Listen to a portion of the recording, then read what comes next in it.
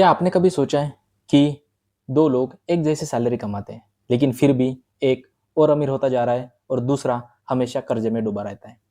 इसका सबसे बड़ा रीज़न यही है कि इन्हें एसेट और लायबिलिटी के बीच का फ़र्क ही नहीं पता। दोस्तों, अगर आप भी अपने हार्ड अर्न मनी को सही जगह लगाना चाहते हो तो ये वीडियो एंड तक देखिए।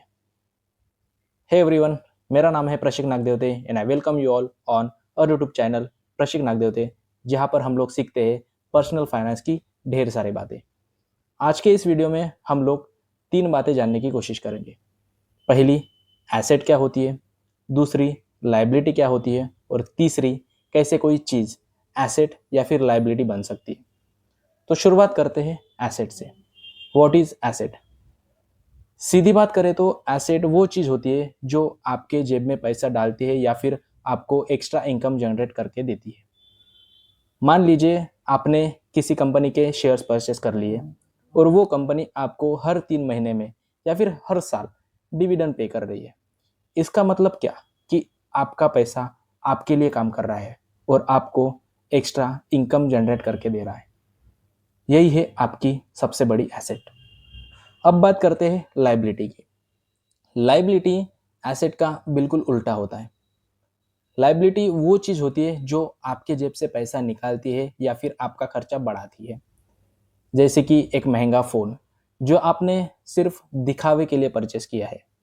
एज सच उसका कोई काम नहीं है, बस हर महीने उसके मेंटेनेंस का खर्चा बढ़ रहा है और वही खर्चा आपके लिए एक बोझ बन रहा है और वही बोझ आपके लिए एक लायबिलिटी होता है।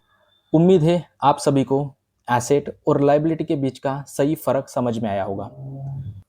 अब एक सिंपल एग्जांपल से ये समझते हैं कि कैसे कोई चीज़ एसेट या फिर लायबिलिटी बन सकती है।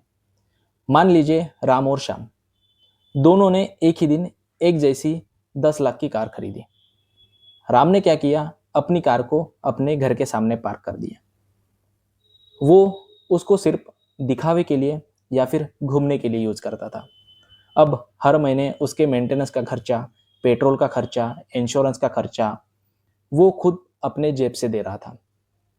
वही श्याम ने क्या किया कि अपनी कार को एक ट्रैवल एजेंसी को रेंट पे दे दिया। हर महीने वो कार उसको कुछ इनकम जनरेट करके देती थी। सारा खर्चा निकालने के बाद भी उसके पास कुछ पैसा बचता था। इस एग्जाम्पल से हमें ये समझ में आता है कि राम की कार उसका खर्चा बढ़ा रही थी, वही श्याम की कार उसको एक्स्ट्रा इनकम जनरेट करके दे रही थी। इसका मतलब क्या कि राम की कार उसके लिए एक लायबिलिटी थी और श्याम की कार उसके लिए एक एसेट थी। आई होप आप सभी को एसेट और लायबिलिटी का सही मतलब समझ में आया होगा। दोस्तों, अमीर होने का सबसे बड़ा सीक्रेट यही है कि अपनी लायबिलिटीज़ को कम करिए और अपनी एसेट को बढ़ाइए। अगर आपको भी ये वीडियो सच में वैल्यूएबल लगा हो तो इस वीडियो को लाइक करें, अपने फैमिली और दोस्तों के साथ शेयर करें और ऐसे ही पर्सनल फाइनेंस सीखने के लिए इस चैनल को सब्सक्राइब करें। जल्दी मिलते हैं एक नई वीडियो के साथ, तब तक के लिए गुड बाय।